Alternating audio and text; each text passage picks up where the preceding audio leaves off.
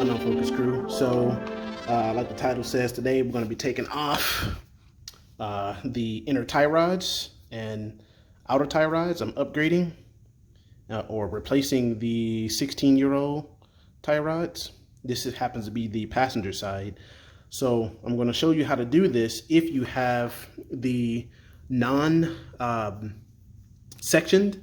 tie rod. Like this is directly from factory because you can't really get a socket or anything on here. The normal tie rod tools will not work. You'll need to get this tie rod tool that I have here, and I picked it up from Autozone. And it is the inner tie rod tool. Runs about $21 at the shop for tie rods that are OEM. After you get the OEM tie rods off, then you can use the other variant of the tie rod that has the the metric system kind of tie rod or SAE to get these off in the future. Hopefully you don't have to replace these as much as well. So let's get over to the driver's side, get this installed, and show you how it works. Stay tuned. All right, so I really didn't leave myself much room to work down here when I was planning out this whole work series. So first things first, what you're gonna wanna do is get your outer tie rod off. And I believe this outer is a 22mm spanner. So you want to get on that outer and you want to crack this nut off so that you can remove the tie rod, the outer tie rod in like this. Then I'm going to take this 22 to hold it in place while I crack this nut off. There we go, so it's cracked off. So now what you want to do is move this back like half a turn, and then you want to count from wherever this is. Move it back. Let's turn it till it's up straight like this. And I'm going to back it off again. There we go.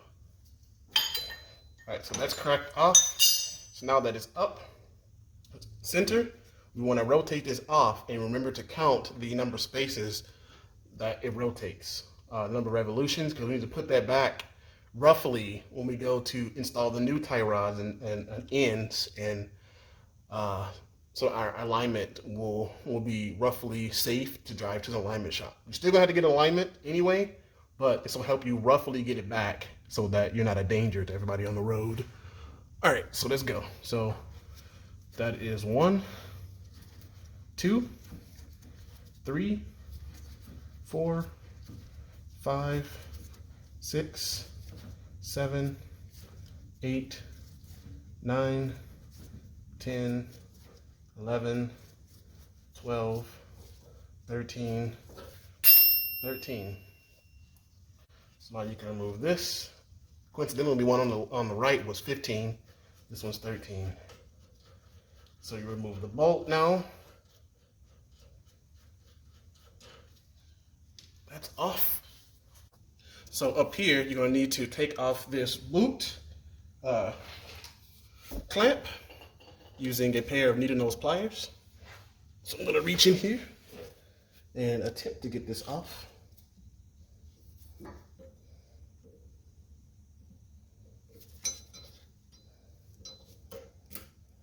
There we go. Move that off. Remember to keep these because the new kit doesn't come with them. So you see that clamp thing there? We got to remove this with, I'm going to use a flathead screwdriver, jam it in there, and then use the needle nose pliers to pry it up and get it out. All right, so we're going to reach in here, move some of this stuff out of the way for now. Won't damage any plugs. Just reach up here right there, get it on in there. I'm gonna use a 9-banger to kind of force my way into. And remember, don't damage the boot because the boot has to go back on. So you need to be careful here. Pop it off like that. And there's like a little tube here. You can see this little piece here. You need to pop this, it just comes out. So you'll pull this out. And remember how it goes. Pull that out. I'm gonna set it down, just like so. And remove the locking clamp. Now, this boot can be pulled off and it gives us access to the inner tie rod.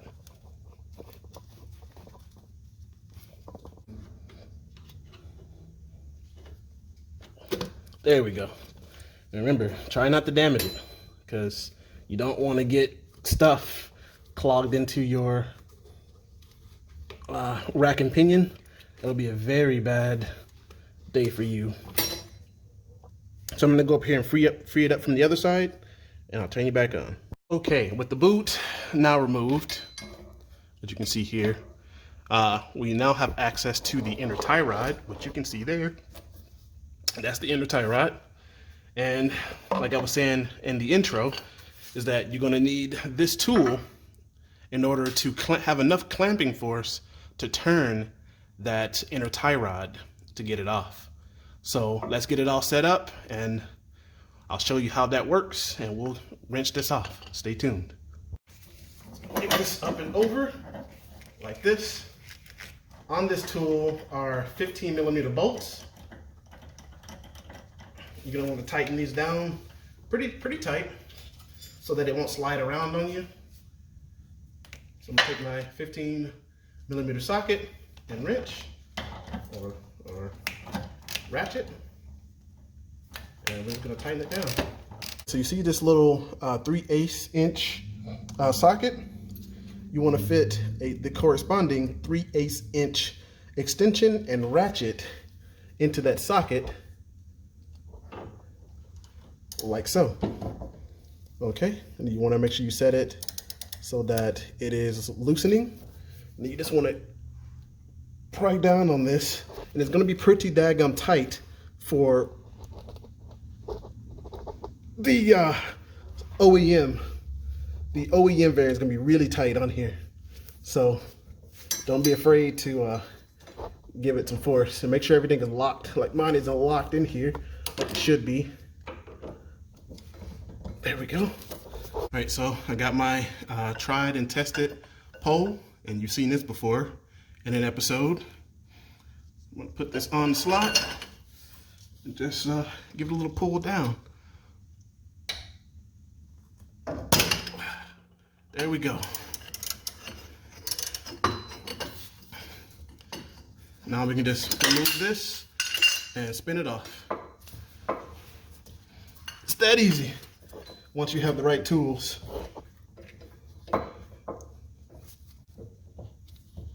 While I'm in here, I think I'm going to change out the front sway bar. Just like that, it's out. Stay focused. So I got the new tools or parts from Proforged, and shout out to Proforged for sending me over these parts for the Focus. They're not sponsoring, but they make quality parts. So let's see what they look like versus the OEM.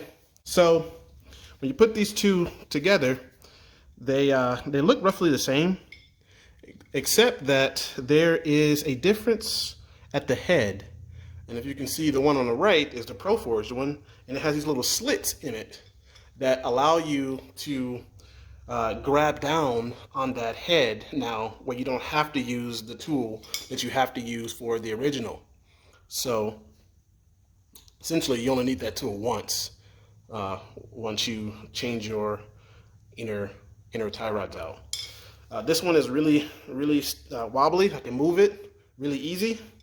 You shouldn't be able to do that. With this one, I cannot do that at all. So that's why I'm changing these out. And because obviously, you know, I have check engine lights on the car right now, LOL. But all right, so let's go ahead and put that aside and look at the outer tie rod. So here's the old one. well, from factory, 16 years old. And we are going to pull out its correspondent. So here are these two side by side, roughly the same shape. Only thing is different is, it just feels much more quality. This one's definitely heavier than this one. Proforged makes some good stuff. So see how I can move this one back and forward? I cannot do that with these. It is really hard to try to do it, but these I can move back and forth like I'm using the Joy-Con. So on the inner tie rod, I'm going to use a little bit of medium strength thread locker, because you definitely don't want this coming out. Otherwise you lose all your steering and you don't know how bad of a day that will be. So we're gonna put some thread locker on it and put it back in place. Oh, excuse me. It's kind of tight around here.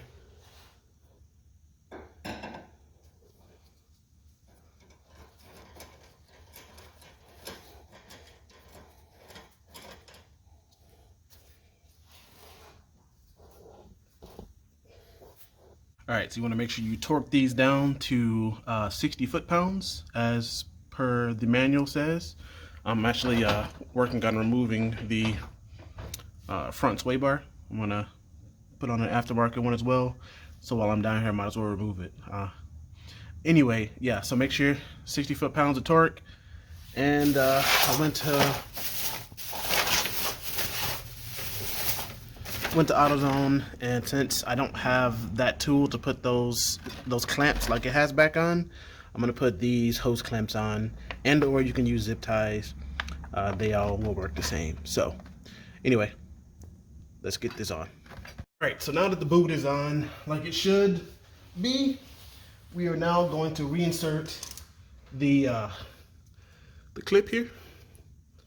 Let's put it over the end. And we're gonna want to clamp it on the end of the boot like it was before. All right, so now we will put on the outer tie rod. You wanna take your nut that came with the kit,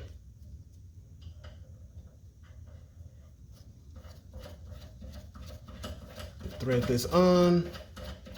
All right, so we want to turn this 13 revolutions once we get it on. So that's 1, 2, 3, 4, 5, 12, 13. All right, so that is going to be right there. So now what I'm going to do is put on a little bit of thread locker on that joint, like right there. Then I'm going to bring the jam nut back up to meet the outer tie rod, and then I'll lock it in place.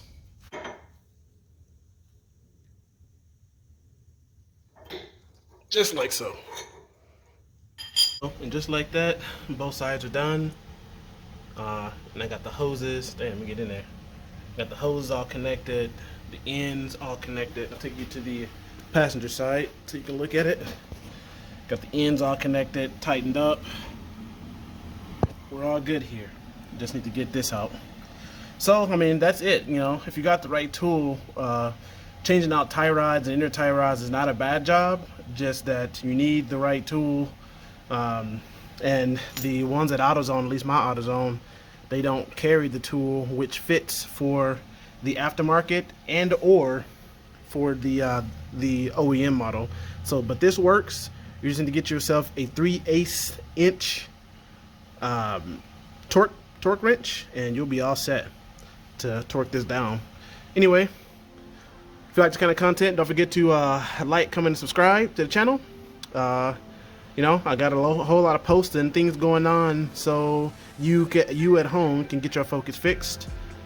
I also have, in the next episode, I'll be changing out the bushings on the control arms to get that nice and tight, and pretty much, you know, small little incremental upgrades as I wait for the parts to come in for the engine, and I'll get back into that. Still doing the engine, I'm just waiting for the parts to come in, because I can't buy it all at once, so I'm spreading it out over a couple of months to make sure everything is taken care of, finances, house stuff, you know how it goes. But anyway, Focus 10s signing off. Peace.